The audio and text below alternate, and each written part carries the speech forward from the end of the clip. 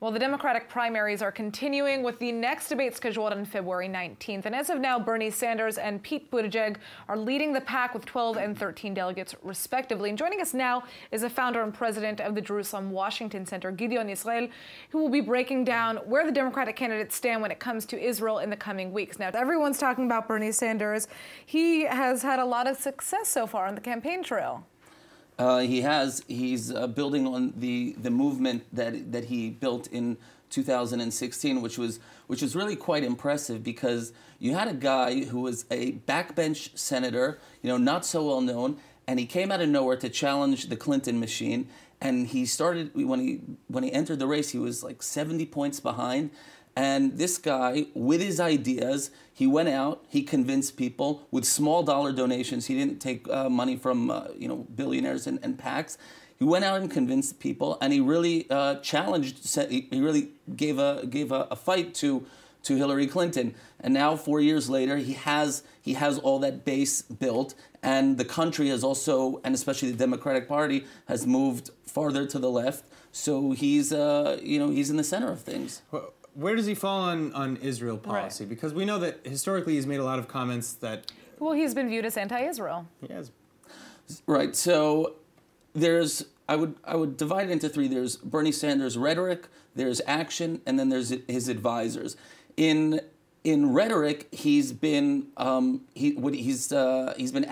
what he calls even-handedness, but that's kind of a deceiving language, because when Israel is surrounded by enemies, and you say, well, we're going to have, we're going to be even-handed with Israel and Hamas and the yeah. So that's kind of a little deceptive. So he's against the settlements. That's illegal. That's occupation for him, and that has to stop. And while he's been against BDS, he does not support legislation, anti-BDS legislation, because he says that impedes free speech. So he's a candidate that has the ability to sort of break the consensus of sort of a pro-Israel stance from the United States. If he were to be president, the idea of viewing Israel as a strategic ally, he never talks about Israel as a strategic ally. He simply views the issue of Israel and the Palestinians as, yes, Israel has the right to exist, but let's focus on the Palestinians who have not received the United States support for the past 50, 60 years. Talk a little bit to us about the people in his administration. Who would be the people in his administration? So I think, just as sort of a headline, you could say, imagine Donald Trump's administration and the exact opposite. Okay. The people who are going to be in the Oval Office, with Bernie Sanders when he's discussing Israel policy, are people like James Zogby, head of the Arab American Institute, who has been known for various anti-Israel comments.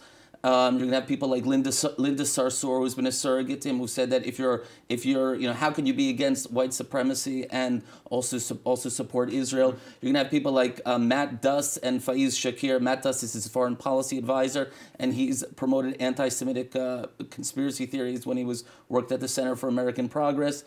And you also have Cornel West, who's talked about the occupation that needs to end. And Cornel West and James Zogby were actually on the platform committee in 2016, trying to get the idea of Israeli occupation into the platform, taking out the BDS language. So these are the people that are going to be talking to Bernie Sanders in the Oval Office about Israel policy. And unlike the Obama administration, where you had the older advisors like Hillary Clinton, Dennis Ross, who were pro-Israel, and you also had the younger advisors who weren't so in favor of an Israeli alliance, you're not going to have any of that in this Oval Office. It's just going to be people who don't view Israel, with any value. Thank you so much for joining us with this update. We'll see you next week, and we're going to be breaking down the other Democratic candidates.